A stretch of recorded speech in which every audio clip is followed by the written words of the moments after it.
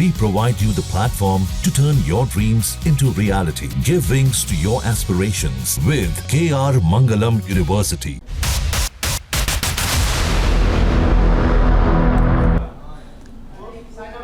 Middle east में दिन पे दिन बढ़ते तनाव के बीच हजारों भारतीय ईरान में फंसे गए हैं।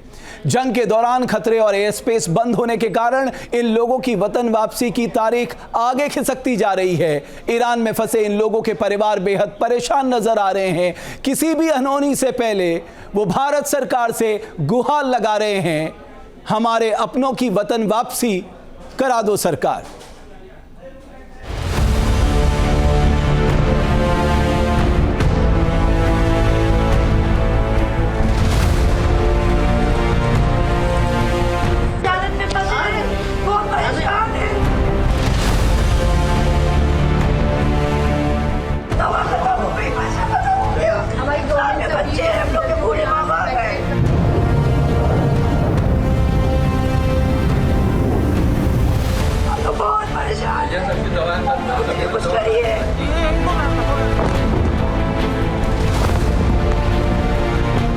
इजराइल के साथ संघर्ष शुरू होने के बाद से ईरान में हजारों भारतीय फंस गए हैं। हवाई यातायात बंद होने के कारण जहां के तहां फंसे लोग सरकार से सुरक्षित निकालने की गुहार लगा रहे हैं। जिन लोगों के अपने ईरान में हैं, वो रूस यूक्रेन के युद्ध के समय शुरू किए गए ऑपरेशन गंगा की याद दिला रहे हैं।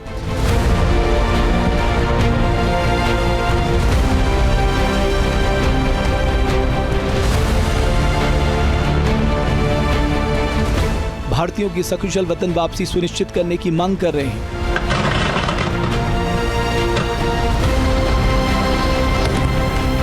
कि हमारे जो भारतीय वहाँ पे फंसे हुए हैं उनको लाया जाए, जैसे कि पिछली बार माननीय विदेश राज्य मंत्री श्री जनरल वीके सिंह साहब ने किया था। हालांकि वेस्ट एशिया में मौजूदा तनाव के बीच ईरान से यूक्रेन जैसी बड़े पैमाने पर निकासी आसान नहीं है। भौगोलिक स्थिति, हवाई प्रतिबंध, कूटनीतिक संवेदनशीलता और खतरे की प्रकृति जैसे कई कारणों ने इसे जटिल बना दिया है।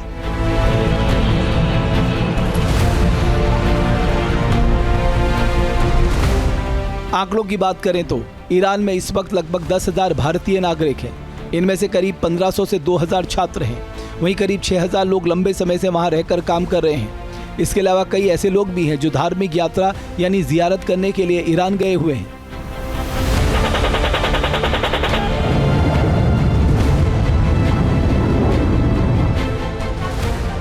ये सभी लोग तनाव के माहौल में ईरान में ही फंस गए हैं। हवाई यातायात बंद होने के चलते इनकी वतन वापसी मुश्किल हो गई है। ईरान में फंसे लोगों में यूपी के प्रयागराज के करीब 200 लोग शामिल हैं।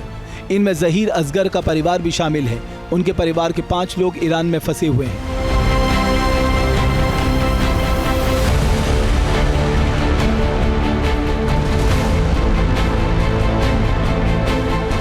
परिवार के करीब 5 लोग हैं, मम्मी पापा, बड़ी मम्मी और कज़न और उनकी बहन। दरअसल प्रयागराज से जियारत के लिए ईरान गए लोगों की वापसी की फ्लाइट 13 जून को थी। हालांकि इसी दिन इजराइल के हमले के कारण ईरान का एयर स्पेस बंद कर दिया गया।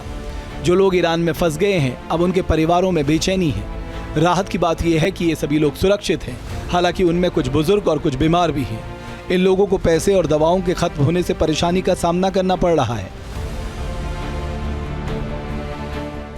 90 लोग गए हुए हैं और वो लोग फंसे हुए हैं, इसलिए हम लोग परेशान भी हैं।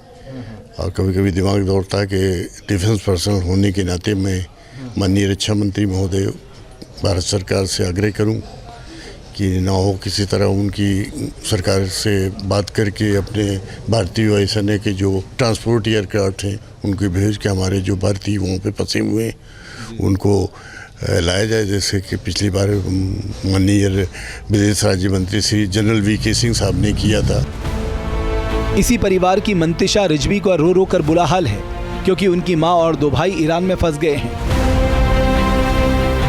मेरे मम्मी पापा गए हैं और हम इस टाइम यहाँ बहुत परेशान हैं, क्योंकि यहाँ पे कोई नहीं है, मेरे भाई है बस।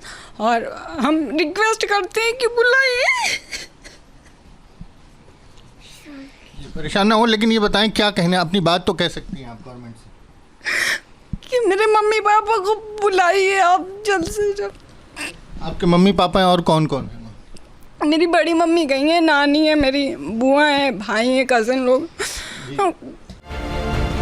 हमारी टीम एयरफोर्स से रिटायर हुए हसरत हुसैनी रिजवी के घर भी पहुंची। इनके परिवार के करीब 1 दर्जन लोग ईरान में फंस गए हैं।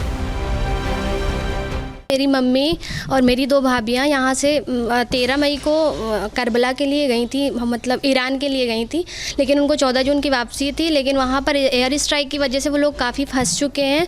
सब कुछ वहाँ पर बंद है, एयरपोर्ट वगैरह आने की कोई भी मतलब चांसेस दिख ही नहीं रहे। पूछ भी रहे, मैसेजेस करते हैं हम लोग तो 1-1 हफ्ते तक रिप्लाई भी नहीं आता है, कॉल तो लगती ही नहीं है, नेटवर्क प्रॉब्लम वहाँ पर इतनी ज़्यादा है।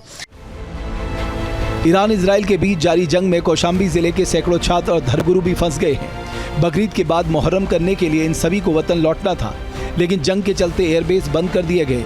अब इनकी सुरक्षित वापसी को लेकर परिवार की बेचैनी बढ़ गई है।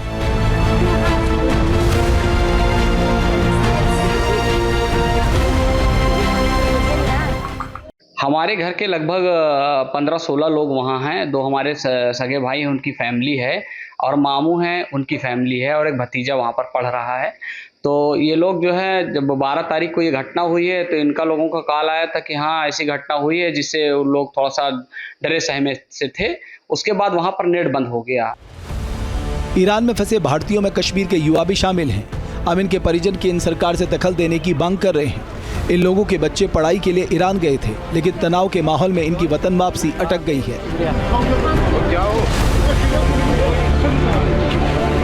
फुल कांटेक्ट में उसके साथ हर वक्त बात होती रहती है। तो कितने सालों से वहाँ पे वो स्टडी कर रही है? वो 4th ईयर में अभी 4 साल हो चुके हैं। तो आज सुबह उसके साथ बात हुई? हाँ जी, सुबह बात हुई। तो सिचुएशन क्या थी? बिल्कुल वो सेफ है वहाँ पे, और सेफ प्लेसेस पे उनको मूव किया जा रहा है, और वो ठीक है वहाँ पे अभी। हमारे बच्चे एक्चुअली ईरान में पढ़ रहे हैं, और 2-3 दिन से सबों को पता है कि हालत कितनी ख़राब है। तो वो बच्चे हमें को बोल रहे थे कि कोई प्रॉब्लम नहीं है, आप अच्छे से रहो। लेकिन कल से जो बहुत ज़्यादा हालत ख़राब हुई है, हम सो नहीं पा रहे हैं, हमारे बच्चे वहाँ हैं, हम कैसे सोएं। सरकार ने भी ईरान में फंसे लोगों की सुरक्षित वापसी की कोशिशें तेज कर दी हैं। पहले बैच में ईरान आर्मेनिया सीमा पार कर चुके लोगों को वतन वापसी कराई जा रही है। आर्मेनिया के ज्वार्ट्सनोट्स एयरपोर्ट से करीब 90 कश्मीरी छात्रों ने नई दिल्ली के लिए उड़ान भरी है।